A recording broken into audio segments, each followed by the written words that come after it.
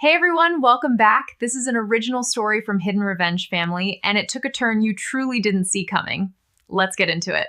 The air in Northern Virginia always has a specific weight to it in late autumn, damp heavy with the scent of dying leaves and the metallic tang of approaching frost. I stood on the sidewalk of the street I grew up on my duffel bag, hanging from my shoulder like a familiar burden. I was still wearing my tactical boots, the soles caked with dust from a world away. After 3 years serving as a signals intelligence specialist in the U.S. Army, my ears were still tuned to the hum of frequencies and the silent static of encrypted airwaves. But here the only sound was the distant drone of a leaf blower and the rhythmic ticking of a neighbor's cooling car engine. I looked at my grandfather's house, the sprawling Victorian on the corner of Hawthorne and Elm. It was a fortress of memories, the only place that ever felt like a sanctuary after my parents passed. Grandpa Elias was the one who taught me that truth isn't just something you tell, it's something you verify. He was a man of old-school integrity, a retired engineer who valued the bones of a structure over its facade. I hadn't told him I was coming home. I wanted to see his face when I walked through the door, medals pinned to a uniform he'd always been too proud of. But as I stepped onto the porch, something felt off. The bone-deep instinct that keeps you alive in a theater of war started screaming at me. The flower boxes were overflowing with expensive manicured orchids that didn't belong in a Virginia November. The porch furniture was new, sleek, cold, and entirely too Pinterest perfect. I reached for my spare key tucked into a hidden magnetic box behind the shutter. The box was gone. I frowned and pulled my own set of keys from my pocket. I slid the brass key into the lock, but it wouldn't even seat. The cylinder had been replaced. In its place was a high-tech biometric scanner, its blue LED ring pulsing like a slow, taunting heartbeat. A shadow moved behind the frosted glass of the side panel. I didn't knock. I stepped back, my eyes scanning the perimeter. I noticed a cheap security camera tucked under the eaves, a model I knew was riddled with vulnerabilities. I pulled my phone out not to call anyone, but to run a quick network scan. The Wi-Fi SSID had been changed from Elias_private to Serena_Manor. Serena, my older sister. The golden child who never met a mirror she didn't like or a bill she didn't expect someone else to pay. While I was analyzing signal patterns in combat zones, she was curating her brand back home. I walked down the porch steps and noticed a discarded newspaper in the bushes, likely missed by the meticulous gardener who had installed those orchids. I picked it up. It was the local Gazette from 3 months ago. I flipped it open to the back pages, a habit from years of searching for names in casualty reports. My heart didn't just stop. It turned to lead. There, in the In Memoriam section, was a photograph of me, my formal Army portrait. The caption read, "Sergeant Ava Vance lost in the line of duty. A tragic sacrifice for a grieving family. Private services held by her sister Serena Vance." I wasn't just home. I was a ghost. Have you ever been erased by the people meant to protect you only to realize you were never a person to them? Just a line item in their profit margin. I didn't scream. I didn't pound on the door. In SIGINT, if you make noise, you lose the signal. I walked back to my car parked a block away and opened my laptop. My hands were perfectly steady, a cold military-grade focus taking over. I bypassed the Serena_Manor Wi-Fi encryption in under 90 seconds. She'd used her own birthday as the password. Arrogance is always the ultimate security flaw. I tunneled into the house's internal server and accessed the smart home logs. I saw the grocery orders, the climate control settings 68 degrees in the master suite, while the basement sensors showed a damp, unheated 52. But more importantly, I found the digital archives of the family attorney, Mr. Holbrook. I spent the next hour reading my own death. Serena hadn't just told people I was dead. She had manufactured a reality. She had submitted a forged death certificate, a sloppy but functional document, claiming I'd perished in a localized insurgent attack that never happened. Using that, she had initiated the deceased beneficiary process at Ohio National Bank. I looked at the updated will. Grandpa Elias's signature was on the bottom of every page. It looked right, but the metadata on the PDF told a different story. The document had been scanned and modified on a Tuesday morning while Grandpa was supposed to be at his cardiology appointment. I felt a surge of nausea as I realized the extent of the extraction. She'd moved $500,000 from the trust into a holding account for her husband Julian's failing tech startup. She'd listed the house for a private sale starting next month. But the most devastating signal came from the nursery monitor I'd managed to tap into. I expected to hear a baby. Instead, I heard Serena's voice, sharp and impatient, coming from Grandpa's old library. "He's still mumbling her name, Julian," she hissed. I could hear the clink of a glass, probably the vintage scotch I'd bought Grandpa for his 81st. "The doctor said the increased scopolamine dose would make him more compliant, but he's just getting agitated. We need him to sign the final deed before the ghost officially goes into probate." "Relax, babe," a man's voice, Julian replied with a lazy, entitled drawl. "She's buried in a digital grave. The army moves slow. By the time they realize she's not on the MIA list, we'll be in the Caymans. Just give him another supplement and tell him Ava sent it. He'll swallow anything if he thinks it's from her." I stared at the screen, my reflection ghosted over the code I was scrolling through. They were drugging him. They were using my name, my memory, as the sugar to help the poison go down. They thought they were dealing with a pedestal, a stationary object they could stand on while they reached for the gold. They forgot that I wasn't the support structure. I was the one who knew how to rewire the entire building. I closed my laptop and felt the familiar weight of my service pistol in its holster beneath my jacket. I wasn't going to use it, not yet. In my world, a kinetic strike is the last resort. First, you conduct the surveillance. You map the network. You identify every node of their corruption. I looked back at the house, the light from the library window glowing with a fake warm amber. Serena was in there, probably wearing my mother's pearls, drinking my grandfather's scotch, and deciding how much my life was worth in offshore currency. She thought she had erased my frequency. She thought the room was empty. I didn't go back to a hotel. I didn't call the local police, not yet. They'd see a family dispute. I saw a high-value target with a compromised perimeter. I moved my car to an alleyway 3 blocks over a spot with a clear line of sight to the front gate. I opened my bag and pulled out a long-range directional microphone and a high-gain antenna. I was going to record every breath, every lie, and every supplement they gave him. I was going to build a file so dense with truth that no amount of spin could ever erase it. I sat in the darkness, the green glow of my equipment illuminating my face, and waited for the next signal. The first hour was quiet. Then the front door opened. Julian stepped out, checking his watch, the same $40,000 Rolex Daytona I recognized from his social media posts, likely bought with the first wire transfer from the trust. He looked around the street with the smug indifference of a man who thought he owned the world because he'd stolen a piece of it. He didn't see me. Nobody ever sees the person they've decided is dead. He walked to the Range Rover in the driveway, the white one I'd apparently co-signed for from a desert 5,000 miles away. He pulled a small clear baggie from his pocket, checked the contents under the dome light, and went back inside. My camera caught the whole thing in 4K resolution. I adjusted the frequency on my receiver. The library vent was a perfect acoustic horn. I heard the door open again, the sound of a heavy chair dragging on the floor. "Time for your vitamins, Elias." Serena's voice purred, her golden daughter mask firmly in place. "Ava would be so disappointed if you weren't taking care of yourself. She always wanted you to stay strong." I heard a weak, raspy cough. "Ava," my grandfather's voice was a thin thread of what it used to be. Did she call?" "Not today, Grandpa," Serena said, and I could practically hear the smirk in her tone. "But she's watching. Now swallow. That's a good boy." I gripped the edge of my seat so hard the plastic groaned. The mission was no longer just about reclamation, it was about extraction. But an expert knows you don't breach until the target is most vulnerable. I checked the calendar on my phone. The promotion party, the one Serena was hosting to celebrate Julian's new partnership, was only 3 days away. 68 guests, business partners, the local elite. It was the perfect stage for a ghost to come back to life. I watched the red taillights of the Range Rover bleed into the Virginia fog as Julian pulled out of the driveway, his Rolex-clad wrists draped over the steering wheel like a casual threat. My internal clock was ticking in sync with the rhythmic pulsing of the directional microphone signal on my laptop. In the Army, we called this the vulnerability window, that precise moment when a target's overconfidence leaves the back door wide open.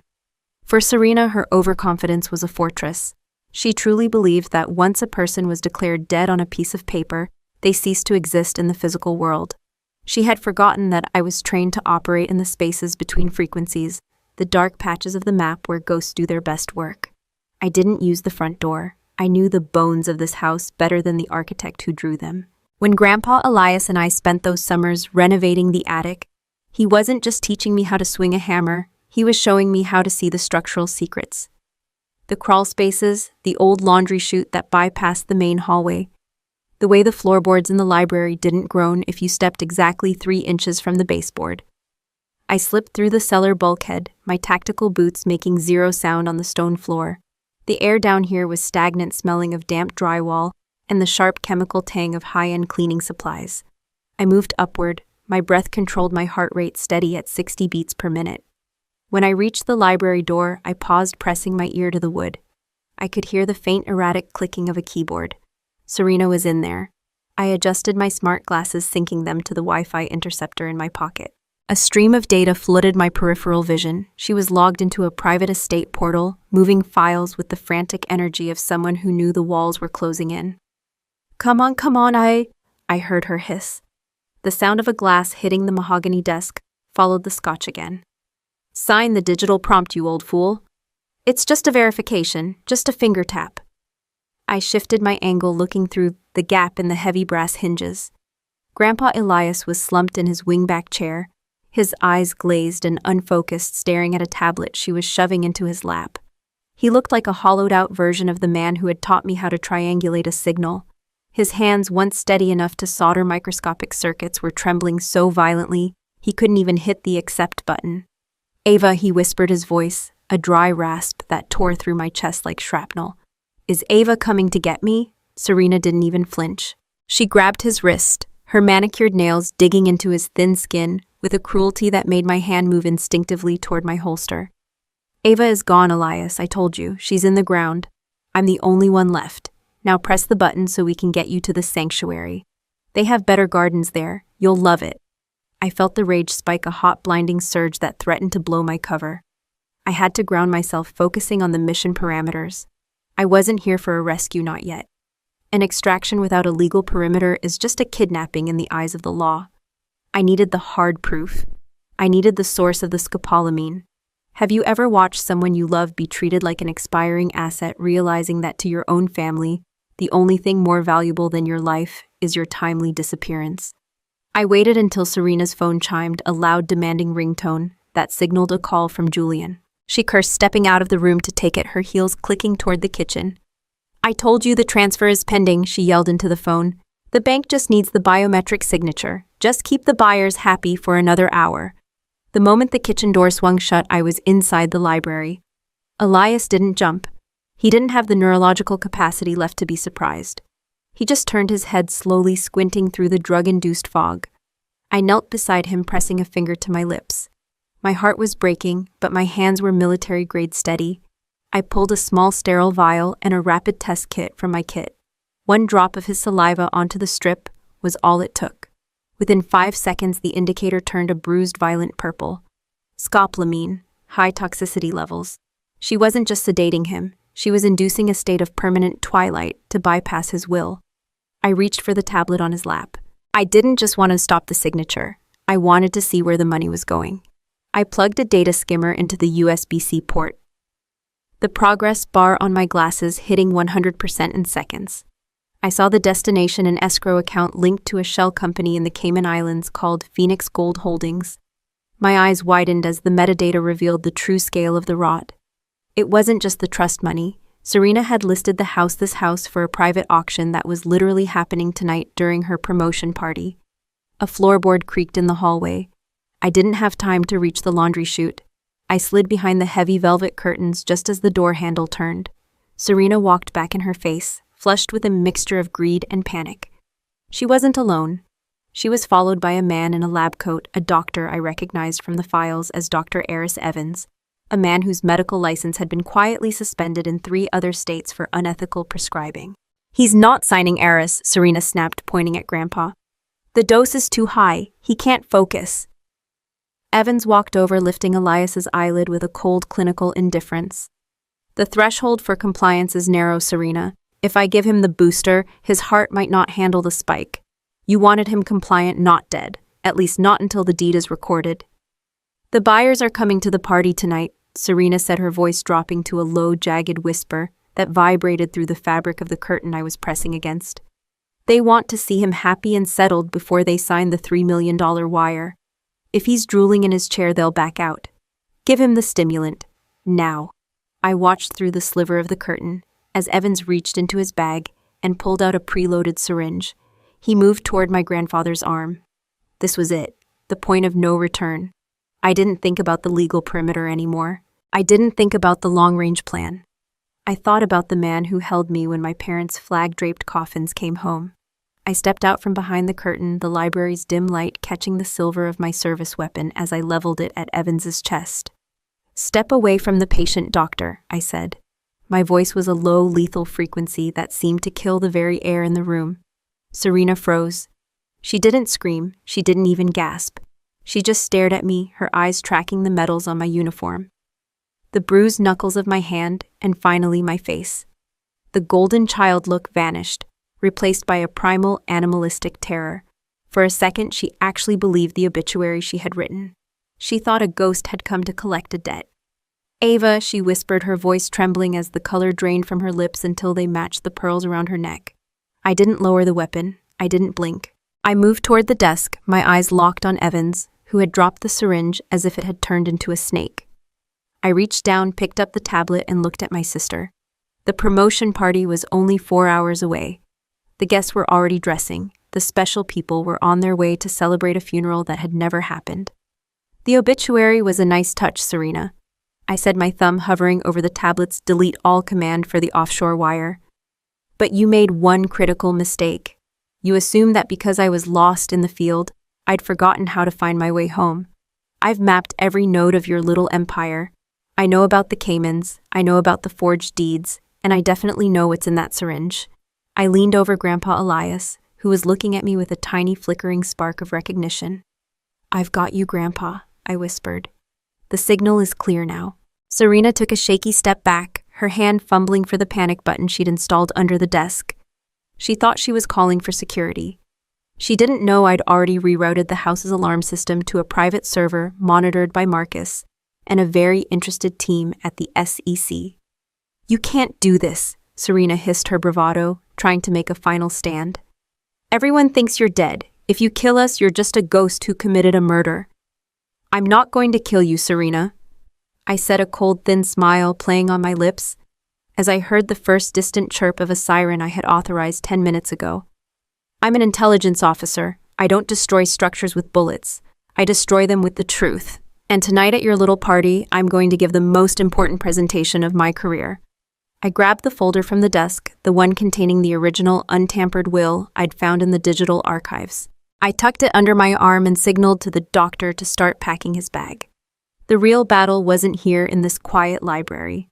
The real battle was waiting under the chandeliers of the ballroom, where the world would see exactly what happens when you try to bury a soldier before she's done fighting. I walked toward the door, my boots thudding on the mahogany floor, a sound that echoed like a countdown. I didn't look back at Serena. I didn't need to.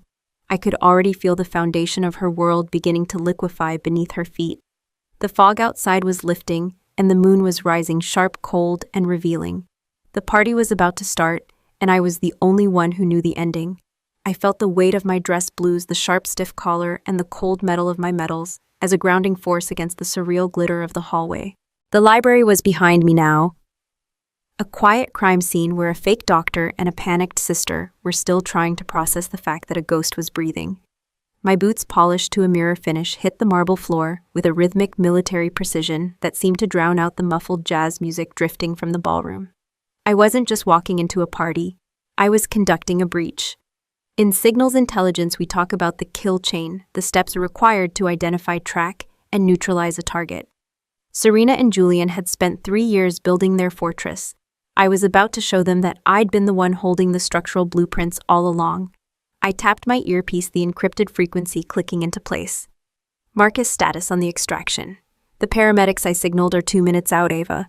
Marcus's voice crackled in my ear, steady and low. "They're using the service entrance. They'll have Elias out and in a stabilized environment before the first toast is even poured. I've also got a live feed on Julian. He's in the VIP lounge with the investors from that shell company Phoenix Gold Holdings. He's holding a pen, Ava. He thinks he's about to sign the deed for your grandfather's land. Let him hold it, I whispered, my eyes tracking a server carrying a tray of champagne. He needs to feel the weight of the ink before I take the pen away. I moved toward the lounge, a glass-walled enclosure overlooking the main ballroom. Inside, Julian was the center of gravity, his Rolex catching the light as he gestured broadly to a group of men in sharp predatory suits. These weren't legitimate businessmen. They were the extractors. Alora had warned me about men who found families in transition and bled them dry under the guise of strategic management. I could see the document on the table. It was the quitclaim deed, the one Serena had tried to force Grandpa to sign in the library. They had bypassed him entirely, using the forged power of attorney to authorize Julian as the signatory. I stopped at the edge of the glass, watching my brother-in-law laugh. He looked like a man who had won the lottery by stealing the ticket from a dead woman's pocket. He didn't know that my laptop, tucked into a secure server rack in the basement, was currently running a forensic script that was unzipping every encrypted file Serena had ever sent him. Have you ever been the person everyone counted on to stay silent while they used your very identity to bankroll their own vanity and greed? I reached into my inner pocket and felt the edges of the PI report. It was a 50-page dossier, a masterwork of evidence that Marcus and I had spent 72 hours compiling. It didn't just contain my death certificate. It had the metadata from the doctor's emails, the ledger of every cent siphoned from Lily's college fund. Because Serena hadn't just targeted me, she had eaten her own daughter's future to pay for the silk-draped circus. It had the GPS logs from the Hardington Home Hospice van, proving that the scopolamine was being delivered to my grandfather's house like a subscription service. As I watched Julian lean forward to sign, I saw his hand descend toward the paper. I felt a surge of cold, calculating energy. My training at Fort Gordon had taught me that a kinetic strike is useless if the network remains intact. To destroy a cell, you have to compromise the communications. I pulled out my phone and tapped a command that I'd been holding in reserve. Suddenly, the massive 4K screens in the VIP lounge, the ones currently looping a tribute to Julian's startup, glitched. The soft blue logo flickered, turned to static, and then was replaced by a high-resolution scan of a bank statement. My bank statement. The one showing the $500,000 wire transfer from Grandpa's trust into Julian's private crypto wallet. The room went quiet. I saw the investors frown, their eyes darting to the screen.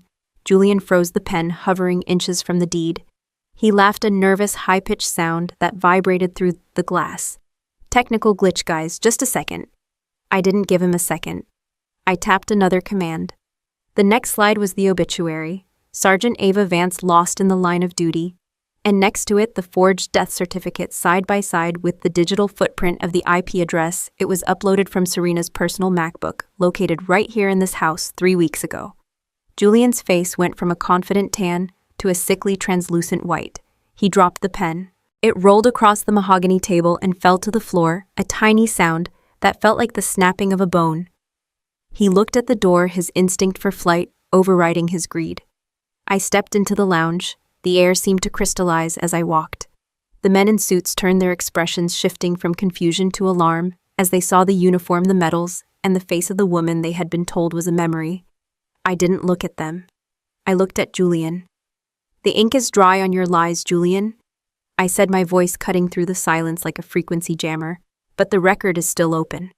"Ava," he stammered, backing away until his heels hit the glass railing. "We thought," Serena said, "she had the papers." "Serena has a folder full of felonies," I said, tossing a copy of the PI report onto the table. It slid across the wood and stopped directly on top of the deed he was about to sign. "And you have 2 minutes before the federal agents who have been monitoring your investments realize the Wi-Fi signal in this room has been isolated." I saw one of the investors reach into his jacket, a quick, practiced movement. I didn't flinch. I knew Marcus was watching through the ceiling-mounted cameras, and I knew the local sheriff, a man who had served with my father, was already in the foyer. "Don't," I said to the man in the suit. "This isn't a family dispute anymore. You're standing in a data stream that leads straight to the SEC. If you walk out now, you're just guests at a failed party. If you stay, you're co-conspirators in a RICO case." They didn't need to be told twice. Predators know when a territory has been compromised. They stood up in a single fluid motion and walked toward the exit, leaving Julian alone at the table with the evidence of his own ruin. Julian looked at the report, then at me, then back at the screen where his financial history was still being broadcast to the most influential people in the county. He looked like a man who had finally realized that the ghost he'd been mocking was the only one who actually knew how the world worked. "Where's Serena, he whispered. "She's in the library waiting for the paramedics to finish extracting my grandfather," I said, leaning over the table to pick up the deed. I tore it in half, not with anger, but with the cold efficiency of a man dismantling a faulty bridge. "And after that she'll be waiting for you, because there's one more part of this party you haven't seen yet." I turned and walked out of the lounge, the sound of the ballroom music swelling as I opened the doors. The main event was starting. The champagne was being poured. The crowd was gathered under the chandeliers, waiting for the promotion announcement. They were waiting for a celebration of a legacy that had been built on a foundation of sand. I adjusted my jacket, felt the solid weight of my phone in my hand, and began my descent into the ballroom. I wasn't just home. I was the architect of the fallout. The vibration of the bass from the string quartet hummed through the soles of my polished boots, a rhythmic reminder that the clock was no longer ticking in Serena's favor. I adjusted the stiff collar of my dress blues, the fabric pressing against my throat like a physical boundary between the woman I used to be and the weapon the army had turned me into. As I descended the grand staircase into the main ballroom, the amber light from the massive chandeliers glinted off my medals, catching the eyes of a few guests, who immediately whispered behind their champagne flutes. I wasn't just a guest, I was a data point they couldn't categorize. In SIGINT, we talk about cloaking the ability to blend into the background noise, but tonight I was the primary frequency. Every eye that turned toward me was a node in the network I was about to dismantle. I could see Serena from halfway down the stairs. She was standing near a 10-tier cake that cost more than my first 2 years of military pay, her white lace gown flowing around her like a shroud of manufactured innocence. She was laughing, her head thrown back in that practiced airy way she used when she wanted the room to know she was the most important person in it. She looked like a petite angel to the socialites surrounding her, but through the lens of my training, I saw the micro-tremors in her hands and the way her eyes darted toward the entrance every time the door opened.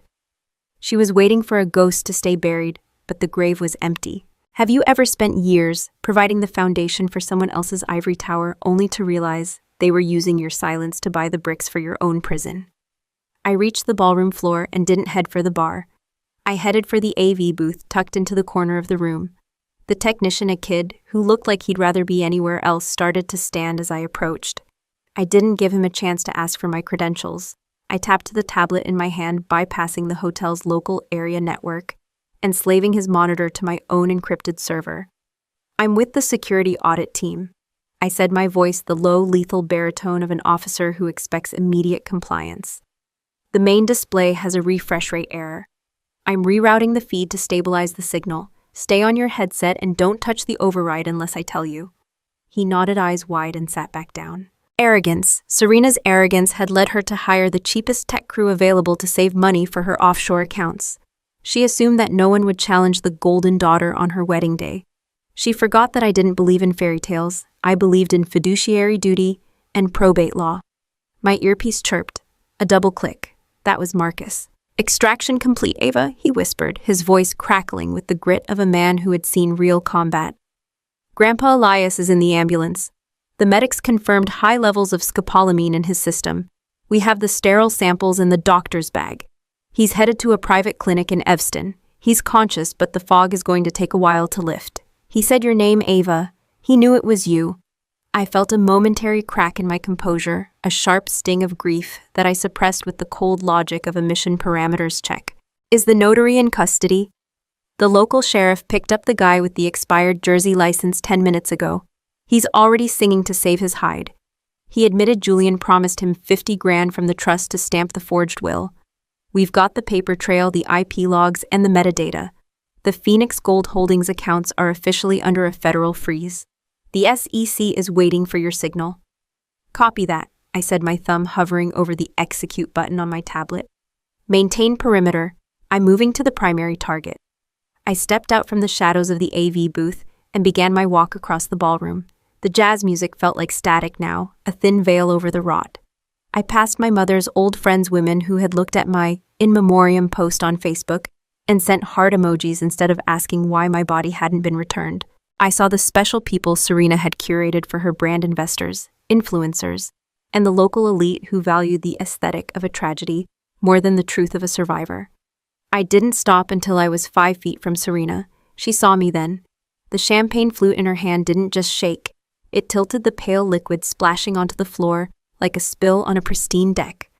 The woman she was talking to followed her gaze and gasped, her hand flying to her throat. The golden child mask didn't just slip. It disintegrated. Her face turned a sickly translucent white, her eyes tracking the metals on my chest as if they were live rounds. "Ava," she whispered the word, barely surviving the dry rasp of her throat. "The obituary was a nice touch, Serena," I said, my voice cutting through the laughter of the crowd like a frequency jammer. "The calligraphy was perfect, very on brand, but you made a classic engineering mistake. You assumed that because a signal is quiet, the transmitter is dead. You focused on the structure and ignored the bones. You're supposed to be—" she stammered, stepping back, her heels catching on the heavy silk of her train. "Dead lost in the line of duty." I took a step closer, invading the personal space she'd used as a fortress. I held up the leather binder, the PI report. "This is the in memoriam you didn't see coming, sis. It's a 50-page forensic audit of your life for the last 3 years. It includes the scopolamine receipts, the offshore wire transfers to Julian's failed startup, and the digital footprints of the notary you hired to erase me from Grandpa's will." "You can't do this here," she hissed, her eyes darting around the room, searching for Julian, searching for an exit. "This is my wedding. You're ruining everything." "I'm not ruining it, Serena," I said, a cold, thin smile playing on my lips. "I'm just correcting the record. You told Grandpa I was dead so you could sell the house. You told the world I was a hero, so you could play the grieving martyr. I'm just here to show everyone the metadata behind the performance." I looked up at the massive projection screen behind the stage, where a montage of happy times was currently playing. I tapped the execute command on my tablet. The screen glitched. The images of Serena and Julian laughing on a beach in Maui vanished, replaced by a high-resolution scan of my own forged death certificate. Beside it, in a split screen that would make any analyst proud, was the IP address of the MacBook used to upload it, the one currently sitting on the desk in the library of this house. The room went silent. Not a polite silence, but the heavy, suffocating quiet of a building whose supports have just been kicked out. I watched the realization hit the guests. I watched the investors, who had been ready to sign Julian's deeds, suddenly pull their phones out, their faces hardening into the masks of predators who realized they were the ones being fleeced. Serena turned to look at the screen, her mouth opening in a silent, horrified "oh."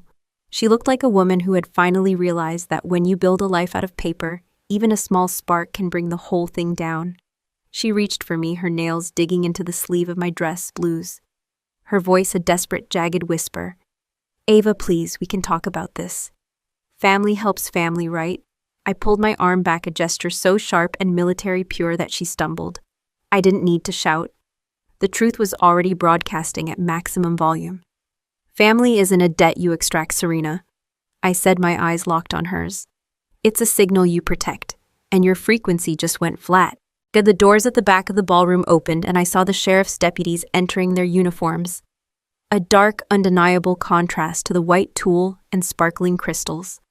I straightened my jacket and turned toward the stage.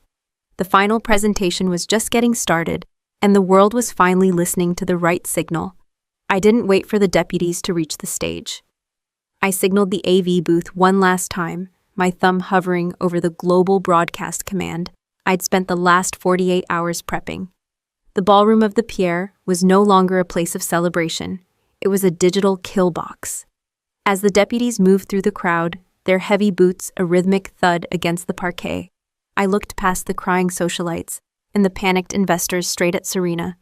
She was hyperventilating, the lace of her gown fluttering with her ragged breaths, her eyes darting toward the side exits where my security team stood like stone pillars. She looked for a way out, but in my world, once the signal is locked, there is no escape from the frequency. The recording you're about to hear wasn't captured by a hidden bug, Serena, I said, my voice projected through the massive line array speakers, cutting through the rising murmur of the crowd. It was captured by the very nursery monitor you used to ignore Grandpa's cries for help. Arrogance is a noisy signal, and I've been listening to yours for months. I tapped the screen on my handheld device. The speakers didn't emit music this time. They emitted a low-frequency hiss followed by the unmistakable cold resonance of Serena's voice. The doctor said the increased scopolamine dose would make him more compliant, but he's just getting agitated, the recorded Serena hissed. We need him to sign the final deed before the ghost officially goes into probate. Then came Julian's lazy, entitled drawl. Relax, babe. She's buried in a digital grave. Just give him another supplement and tell him Ava sent it. He'll swallow anything if he thinks it's from her. The gasp that went through the ballroom was a physical force, a collective intake of air that seemed to dim the chandeliers. People who had been toasting to Julian's innovation just minutes ago recoiled as if the champagne in their glasses had turned to battery acid. I watched the CEO of Manhattan Steel set his glass down so hard the stem snapped. The special people Serena had spent 3 years courting were now the very witnesses who would ensure she never showed her face in this city again. Have you ever been the person who provided the foundation for everyone else's ivory tower, only to realize they were using your silence to buy the bricks for your own prison? I reached into the leather binder, the physical manifestation of the PI report Marcus and I had built, and pulled out a stack of high-resolution photographs. I didn't hand them to her. I held them up for the front row to see.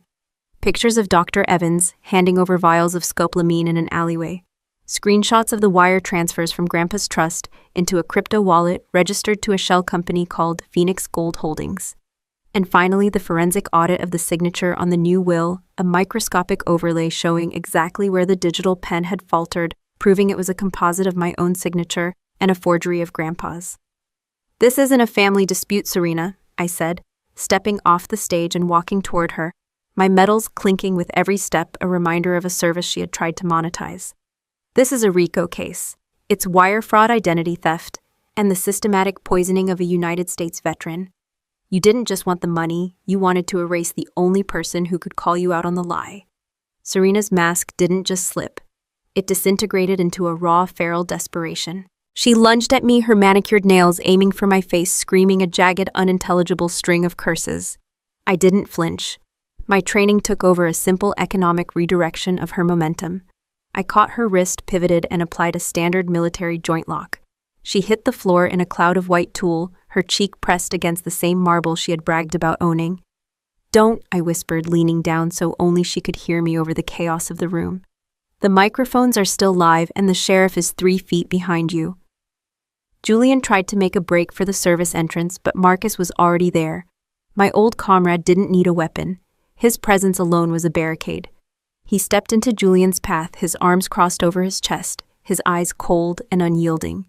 Julian stumbled back, looking around the room for an ally, but he found only the hard, judgmental stares of the investors he had fleeced. He was no longer the rising tech star. He was a common thief caught in a high-definition trap. The lead deputy, a man who had served with my father in the 101st Airborne, stepped forward and produced a pair of steel handcuffs. The sound of them clicking shut around Serena's wrists was the most honest note played in this ballroom all night. She started to sob, then not the dainty performative sob she used for the cameras, but a deep, ugly wail of a woman who had finally realized that her currency had no value here. Wait, she shrieked, looking at the guests. She's lying. She's the one who went rogue. She's been gone for years. She doesn't know what it's like to take care of him. I know exactly what it's like to take care of him, Serena, I said, pulling my phone out and showing the room a live video feed from the Evston Clinic. Because while you were planning this party, I was coordinating his extraction. Grandpa Elias is awake. The scopolamine is flushing out of his system, and the first thing he did when he opened his eyes was ask for his JAG officer. The room went silent again as the image of my grandfather, frail but lucid, appeared on the giant projection screen. He looked into the camera, his eyes finding the lens with the same engineering precision he had taught me. Ava. His voice came through the ballroom speakers, thin but steady. Tell the sheriff the original will is in the floorboard of the library, under the 3rd plank from the baseboard. I knew they'd come for the paper, so I buried the bones where they couldn't find them. I looked at Serena. She went limp in the deputy's grip, her face turning a waxy, translucent gray. She had searched that library for months looking for the document she thought she'd destroyed, never realizing she was walking over the truth every single day. She had underestimated the man who built the house, just as she had underestimated the daughter who knew how to protect it. Take them out, I said to the deputies. As they dragged Serena and Julian toward the exit, The special people began to scatter, clutching their phones and whispering into headsets, already drafting the press releases that would distance them from the Caldwell scandal. The waiters stood frozen with their trays, the string quartet had long since packed their instruments, and the massive wedding cake stood in the center of the room like a monument to a kingdom that had vanished in a single broadcast. I stood in the center of the wreckage, my dress blues. The only thing in the room that didn't feel fake. I could feel the adrenaline beginning to ebb, replaced by a cold, heavy exhaustion that settled into my marrow. The mission was accomplished, the perimeter was secure, but the house was still empty. I turned toward the AV booth, intending to shut down the servers, but a notification on my tablet caught my eye. A second encrypted wire transfer had been initiated from the Phoenix Gold account just 4 minutes ago, routed through a server in Singapore. Julian wasn't the only extractor in the room. Someone else was trying to drain the remaining liquidity before the federal freeze took full effect. I sat down at the nearest table, pulled my laptop from my bag, and began to trace the hop. The signal was coming from inside the hotel, but not from the ballroom. I looked at the guest list on my screen, my eyes scanning the names I hadn't cleared yet. There was a node in the network that I hadn't mapped, a silent partner who had been watching the decimation from the shadows, waiting for the perfect moment to pick the pockets of the dead. I adjusted my headset, resyncing to the hotel's internal Wi-Fi, and watched the data packets move like a school of piranhas toward a private suite on the penthouse floor. I didn't call the deputies back. I didn't need them for a digital intercept. I began to type my fingers, moving in the familiar, rapid-fire rhythm of a combat crawl, weaving through the firewalls of a man who thought his wealth made him invisible. The party was over, but the audit was just reaching the final page. The elevator doors slid shut with a heavy pneumatic hiss, severing the chaotic noise of the ballroom and leaving me in a box of mirrored steel and silence.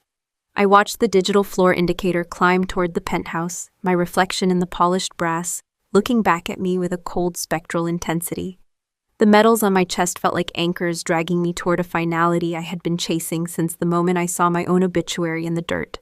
I wasn't out of breath despite the physical takedown of my sister just minutes ago. My pulse was a steady rhythmic tap in my ears, the cadence of a soldier who had already cleared the primary target and was moving on to the secondary. In signals intelligence, we talk about the source, the one who provides the frequency, the one who keeps the transmitter humming long after the batteries should have died. Serena was the noise, but someone else was the signal. I stepped out onto the penthouse floor, where the air was scented with expensive cedar, and the silence was thick, curated by walls that were built to keep the world's problems at a distance. I followed the digital trace on my tablet, the blue dot of the encrypted wire transfer, pulsing like a dying star. It stopped right in front of a heavy mahogany door, Suite 5002. I didn't knock. I bypassed the smart lock with a single command, the latch clicking open, as if the house itself was surrendering to its true owner. Sitting behind a desk that probably cost as much as a year's deployment pay was Mr. Holbrook, the family attorney. He was the man who had looked at me with sympathy at my parents' funeral, the man who had supposedly protected Grandpa Elias's interests for 30 years. He didn't jump when I entered. He was staring at a laptop, his fingers poised over the keyboard, as he tried to reroute the final $3 million of the Vance estate into a blind trust in the Virgin Islands. The light from the screen made his face look like a crumpled piece of parchment. "The metadata doesn't lie, Arthur," I said, my voice low and devoid of the heat I felt in the ballroom. I walked toward the desk, the rhythmic thud of my boots on the Persian rug sounding like a countdown. "You weren't just the notary who ignored the forgeries. You were the one who suggested them. Serena didn't have the brains to set up a Cayman shell company, but you've been doing it for the city's elite for decades." Holbrook finally looked up, his eyes darting toward the door I had just locked behind me. He tried to summon the practiced, authoritative tone of a partner at a top-tier firm. "Ava, you're clearly suffering from a high-stress reaction. This is a family matter that has spun out of control. We can resolve this. I can make sure the trust is restructured to include you more than you would have received under the original will." "You're still negotiating," I said, a thin, lethal smile playing on my lips as I set my tablet on the mahogany surface. "That's your first mistake. You think I'm here for a seat at your table. You don't realize that I've already burned the dining room down." I tapped a button on the screen. A forensic log scrolled by in a blur of white text on black. "I didn't just track the wire. I initiated a kill switch on your firm's primary server. Every document you've modified in the last 10 years, every forged signature, every siphon sent, It's all being uploaded to a secure portal at the Department of Justice as we speak. Holbrook's hand shook as he reached for his mouse, but it was too late. The screen on his laptop glitched, turned red, and displayed a single word: compromised. He slumped back into his leather chair, the weight of the digital fallout finally crushing the arrogance out of his spine. He looked at me not as the ghost I had become to my family, but as the weapon I had been forged into by a world he would never understand. "You're a soldier," he whispered, his voice a dry, jagged sound. "You were supposed to be the one who didn't care about the money, the one who just followed orders." "I do follow orders," I replied, leaning over the desk until I could see the sweat beading on his forehead. "I follow the ones my grandfather gave me. He told me to verify the truth. He told me that a structure is only as strong as its bones, and your bones are rotten, Arthur." I stayed in the suite just long enough to see the first team of federal agents step out of the elevator. I didn't need to stay for the interrogation. I had already provided the script. I walked back toward the elevator, unpinning the medals from my dress blues one by one and tucking them into my pocket. They were symbols of a service that my sister had tried to turn into a tragedy for profit. But they didn't belong in this hotel. They belonged at home on the mantel next to the man who was currently waking up in a clean, quiet clinic. A year later, the Virginia frost didn't feel as heavy as it used to. I sat on the porch of the house on Hawthorne and Elm, the bones of the structure finally settled and solid. The biometric scanner was gone, replaced by a simple brass lock that didn't require a signal to open. Inside, I could hear the rhythmic clinking of a soldering iron. Grandpa Elias was back in his workshop, his memory returning in flashes of engineering precision. The scopolamine had done damage, but it hadn't touched the part of him that knew how to fix things. We had turned the Serena Manor back into a home. The orchids had been replaced with the wild roses my mother loved, and the special people who had cheered at the wedding were now names in a court transcript, desperate to distance themselves from the collapse of the Holbrook firm. Serena and Julian were halfway through their sentences in a minimum security facility, and for the first time in my life, their noise had completely faded from my frequency. I looked at my phone, a simple device with no trackers and no encrypted war rooms. I had founded the Vance Legacy Fund, using the reclaimed millions to provide legal and medical advocacy for veterans whose families had treated them as casualties of convenience. It wasn't revenge, it was a corrective measure. I had spent 3 years listening for ghosts in a war zone, only to find that the most dangerous spirits were the ones living in the house I grew up in. But the audit was closed, the signal was clear, and for the first time since I stepped off that plane, I wasn't a soldier or a ghost, I was just home. I leaned back watching the sun dip below the trees, painting the street in shades of amber and gold. I took a deep breath of the damp autumn air and smiled. The structure was finally built to last. When the people you're supposed to trust treat your life like a business transaction, do you owe them the family discount of forgiveness? Or should the price of betrayal be a permanent eviction from your future? Share your thoughts in the comments below, and don't forget to subscribe to follow more stories of those who refused to stay buried and fought their way back to the light. If the people who raised you became the ones trying to erase you, would you see it coming? That question haunted me long after the sirens faded, long after the courtroom doors closed, long after the house on Hawthorne and Elm finally went quiet again. Because the hardest battle I fought wasn't against strangers, criminals, or enemies overseas. It was against the people who shared my last name. When I first saw my own obituary in that discarded newspaper, the shock wasn't just that I had been declared dead. It was that someone who grew up eating at the same table, sleeping under the same roof, could look at my life and decide it was an obstacle, not a bond, not a sacred connection, just a problem to remove. That moment taught me the first and most painful lesson of my life. Trust is not something you assume. It is something you verify. My grandfather used to say that truth isn't what sounds right. It's what holds weight when you put pressure on it. Back then, I thought he was talking about engineering, about steel beams and load-bearing walls. I didn't realize he was teaching me how to survive people. Because here's the uncomfortable reality: most of us avoid family can love you. Family can raise you. Family can also be the one holding the knife. We grow up with a story that family equals safety, that blood means loyalty, that shared history guarantees protection, and most of the time that's true. But when money enters the equation, when power becomes tempting, when ego grows unchecked, even sacred bonds can rot from the inside out. I didn't lose my identity in a war zone. I lost it in a living room decorated with orchids and lies. And the most dangerous part, I didn't see it coming at first. Because betrayal rarely announces itself with open hostility. It wears smiles. It uses your memories against you. It speaks in familiar voices.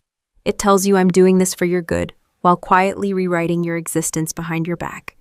That's why the first lesson isn't about revenge. It's about recognition. If something feels off, it usually is. Your instincts are older than your excuses. Older than your desire to believe everything is fine. Older than your fear of conflict. Your body notices shifts long before your mind accepts them. A changed tone, missing information. Decisions made without you. Finances handled for your convenience. Stories that don't quite align. These are not overreactions. These are signals. And ignoring signals doesn't preserve peace. It only delays the explosion. I've met people since who tell me I could never imagine my family doing that. And I understand. I once believed the same, but here's the truth. Healthy trust has transparency. Unhealthy trust demands blind faith. If someone truly has your best interests at heart, they don't hide paperwork. They don't isolate you from information. They don't discourage you from asking questions. They don't get angry when you verify facts. Because verification isn't disrespect. It's responsibility. So how does this lesson apply to real life, beyond dramatic stories like mine? It starts with simple principles. Keep your own records. Understand what belongs to you. Know where your name appears on documents. Don't hand over full control of your finances, identity, or medical decisions without safeguards. Ask questions even when it feels uncomfortable, not because everyone is dangerous, but because no one should hold unchecked power over your existence. Another hard truth I learned. You are responsible for protecting your own identity. Not just your name, not just your money, but your narrative. The story of who you are, because once someone else controls that story, they control how the world sees you, and sometimes how you see yourself. My sister didn't just steal money, she stole a version of me, a dead version, a convenient version. And if I hadn't returned, that version would have become reality. That's why the first real battle wasn't physical. It was reclaiming the right to exist in my own life. But let me be clear about something important. This lesson is not about becoming paranoid.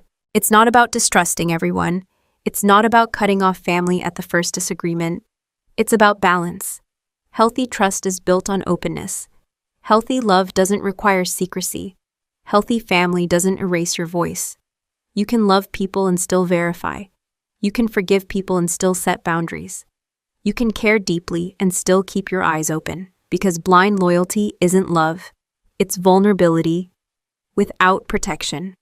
When I finally sat on that porch again months later, watching the sunset hit the windows my grandfather built with his own hands, I realized something. The first victory wasn't exposing the crime. It wasn't the arrests. It wasn't the court rulings. The first victory was seeing clearly. Seeing people as they were, not as I wished them to be. Seeing truth even when it hurt. Seeing myself not as a ghost, but as someone who had the right to take up space again. So if there's one piece of advice I leave you with from this first lesson, it's this. Never outsource your identity. Not to family, not to partners, not to institutions, not to anyone. Because the moment you stop verifying your own truth, someone else will happily rewrite it for you. And sometimes the price of reclaiming it is much higher than you ever imagined. The first lesson wasn't about fighting. It was about seeing clearly. And once you see clearly, no one can make you disappear again. There's a moment in every conflict when you realize brute force won't save you. Not anger, not yelling, not dramatic confrontations, not even courage. Because in the world we live in, power doesn't belong to the loudest voice. It belongs to the one who controls the story. When I came home and found out I had been declared dead, every instinct in my body wanted to kick down a door and drag the truth into the light with my bare hands. That's what emotion does. It pushes you to act now loudly, visibly, explosively, but training taught me something most people learn too late. Emotion starts the fight. Evidence wins the war. I didn't survive in signals intelligence by reacting. I survived by observing, listening, mapping, understanding the system before touching it. So instead of storming the house, I watched. Instead of screaming at my sister, I recorded. Instead of calling the police with accusations, I built a case they couldn't ignore. And that decision changed everything. Because the truth is, most real-world battles aren't won by the person who feels the most righteous. They're won by the person who is prepared. If you've ever been manipulated, lied to, or mistreated, you know how tempting it is to confront immediately, to demand answers, to force a confession. But here's what happens when you act too soon. The other side rewrites the story. They deny, they gaslight, they paint you as unstable, emotional, unreliable. And suddenly you're fighting not just for justice, but for credibility. That's why documentation matters. Receipts, messages, emails, dates, witnesses, digital footprints. These are the weapons of modern truth. My sister didn't fear my anger. She feared my files. She didn't panic because I showed up alive. She panicked when her lies appeared on screens, in front of witnesses, timestamps, attached voices, recorded signatures, traced money trails, mapped. Because once evidence enters the room, the story can no longer be reshaped at will. That's the second lesson. Don't just tell the truth. Prove it. In everyday life, this applies more often than people realize. At work, the employee who documents processes is the one who can't be scapegoated. In relationships, the partner who keeps clarity can't be gaslit as easily. In business, the entrepreneur who tracks every agreement avoids silent betrayal. In legal matters, the person who keeps records doesn't have to rely on memory alone. Drama fades, paper stays, data doesn't forget. Another critical part of this lesson is timing. I didn't expose my sister the moment I found out. I waited until the room was full, until the investors were present, until the witnesses were watching, until escape routes were closed. That wasn't cruelty, that was strategy. Because revealing truth in private allows denial. Revealing truth in public creates accountability. This is uncomfortable to hear, but important. Sometimes the only way to break a system is to expose it where it can't hide. Quiet conversations don't dismantle corruption. Clear evidence, public visibility, and undeniable facts do. But here's something equally important.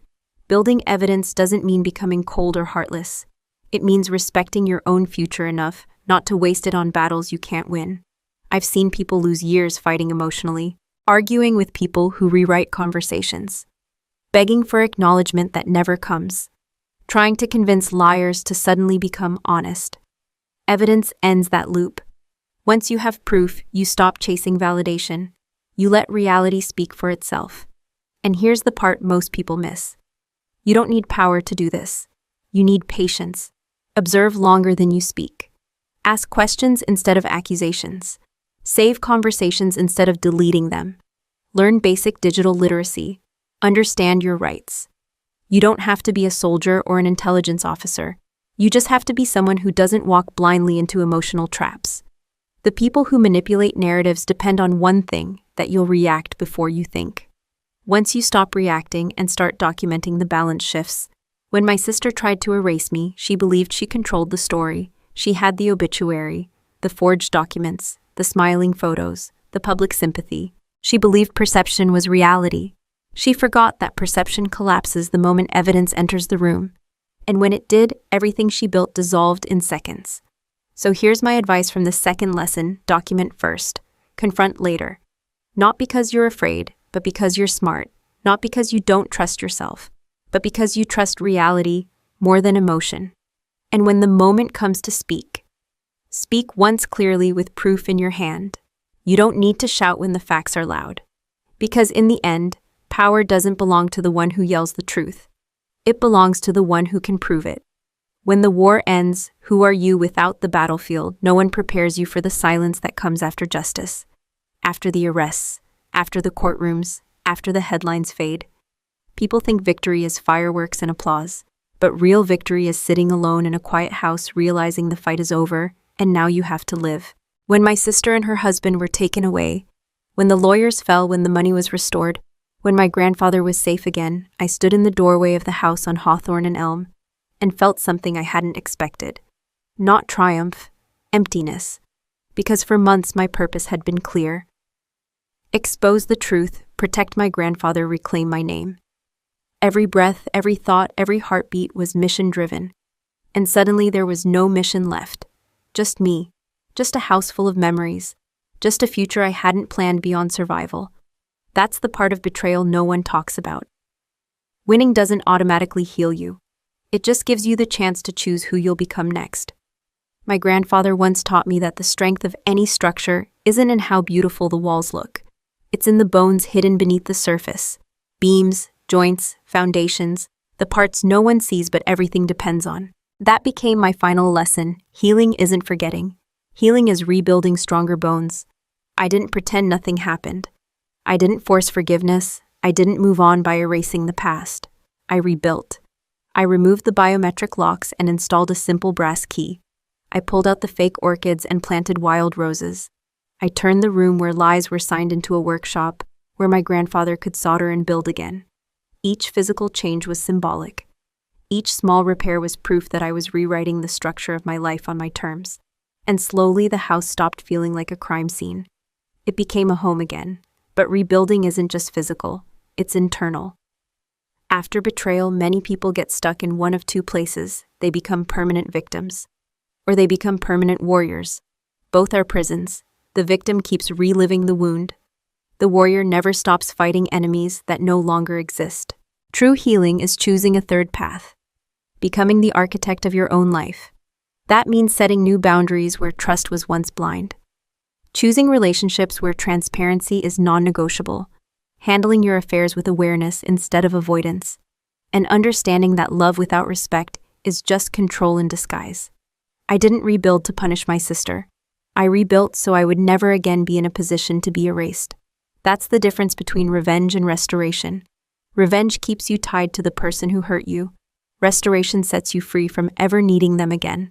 One of the most powerful moments of my life wasn't in a courtroom. It was on a quiet afternoon when my grandfather, hands still shaky from recovery, managed to solder a circuit again. He looked up at me and smiled, fully present, fully himself. In that moment, I understood the mission wasn't just to stop harm. It was to preserve what deserved to live. And that's what rebuilding is. Not just tearing down what's broken, but protecting what's worth keeping. So how does this apply to your life? Maybe your betrayal wasn't as dramatic. Maybe it was a relationship that lied. A friend who used you. A partner who drained you, a family member who crossed a line, a workplace that discarded you. Different story, same wound.